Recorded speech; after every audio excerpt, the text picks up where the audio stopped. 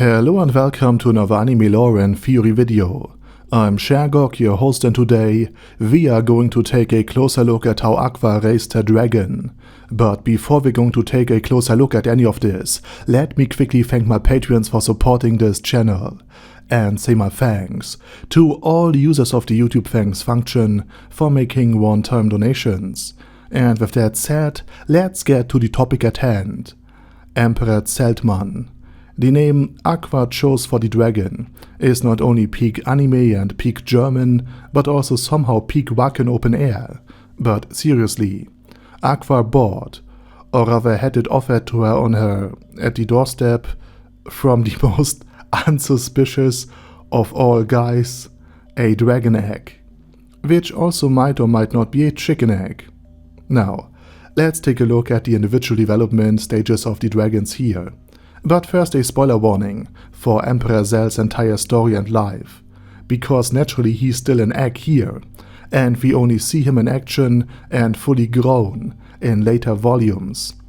And the third season of Konosuba will only adapt Volume 6 and Volume 7, out of a total of 17. In other words, there's still a lot missing from his story, so you have been warned. Now let's start with a quick overview and begin with Zel's upbringing. Aqua briefly explained it, but since it is Aqua, you never know if it is true and not, and if so how much. And to make it short, it is all true.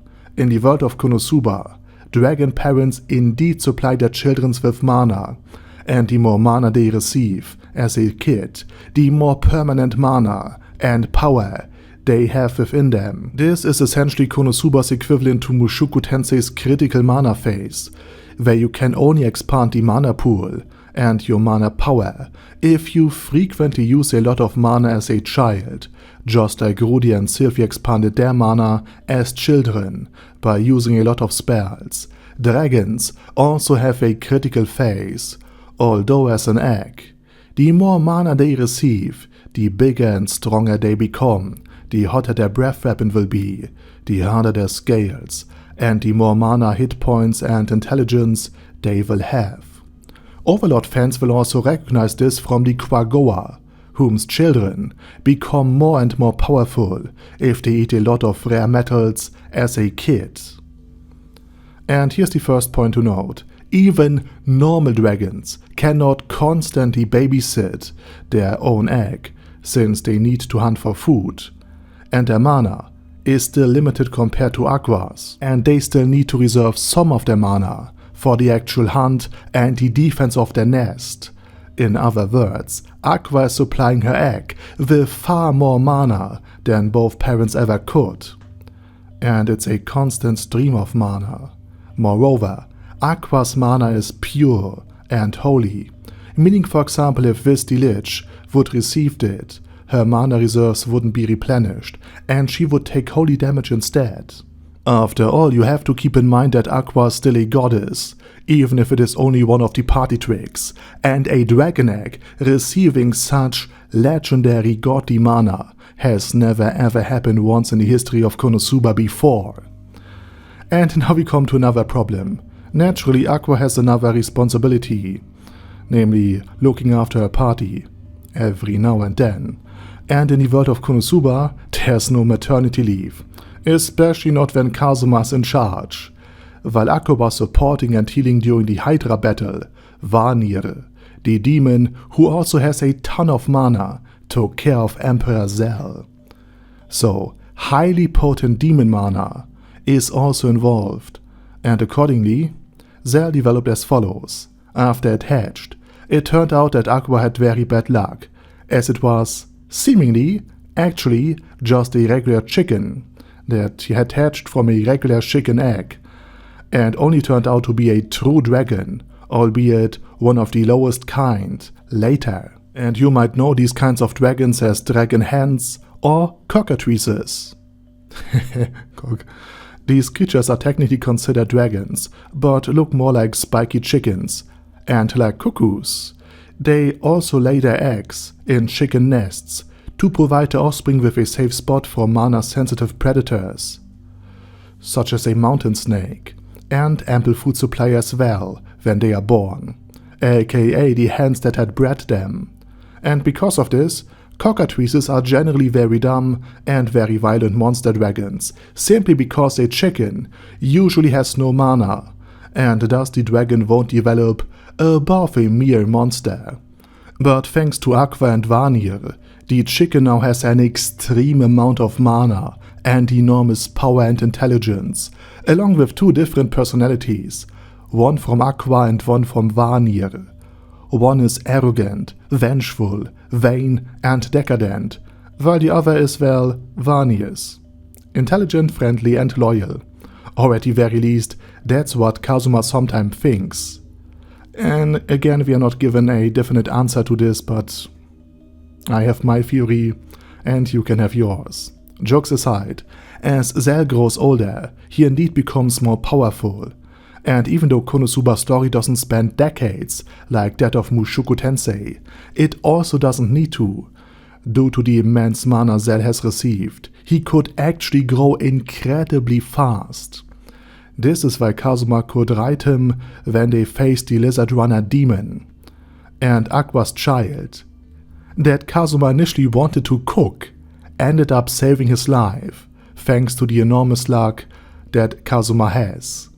Now, normally cockatrices can't breathe fire, but instead Cell can shoot Vanir's death ray, which is also quite spectacular. This attack not only took down the Lizard Runner demon, but also one of the demon generals later, in the later volumes. And over time, Cell became more and more powerful and increasingly difficult to control, so Aqua had to release him, which was actually a condition imposed by the town of Axel, after the four had to pay for the damages caused to the half-burned town, after the cockatrices went on a rampage. And yes, now they were broke once again. And what do you do if you are broke? Right, you head straight into the casino in hope to basically salvage your entire financial situation. At least according to Aqua. Now, this arc is still a bit more complicated, but Kazuma and Iris and her friend group traveled to a friendly kingdom that was sponsoring the war efforts in Berserk against the demon army. And in order to prove herself to her allies, Iris had to manage to defeat a dragon. And she did it with just one single sword strike, just like Kyoya Mitsurugi did.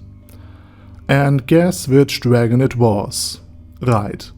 Kazuma's luck led to Cell saving them for the third time from the original dragon they were meant to slay. And Aqua's bad luck meant she only told Iris about Cell, after Iris had already defeated him with her sacred explosion. What remained was a traumatized Aqua and a Kazuma who had a really delicious chicken meal. And of course a Megumin that complained about the name Sacred Explosion. Just kidding. It's all nonsense. Cell is indeed simply just a chicken with an enormous amount of mana.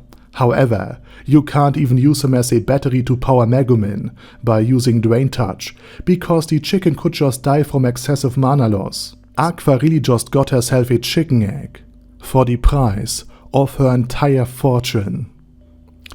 Which, let's face it, it is not the most stupid thing Aqua's ever done. And with that said, now it's your turn. What do you think about Aqua's ingenious purchase? Let me know it down in the comment section. And while you type, I say thank you very much for watching, and special thanks to Ada Daddy Ada, ASK, Bad Guy Yee, Bad Burrito 316, Beezer, Ben C, Brandon D, Chrissy, Crowley 0221, Sia, Crystal Prime, Dead Slime, Death is Mercy, Deathless Dragonlord, Demon Xenomorph 1987, Devin Downen, Ding Dong, Din Pep, Dragonlord Placido Saxophone, Duckwagon, Dunkler Krieger, Dystopia, Dystopia II, Enigmatic Unicorn, Feral Shivan, Guy with Dead Head, Hector Marino, Hoss, Huster, Jacob G, Jana B, Jason, J. Morris, Chromius, Kyle R, Lee K-Long,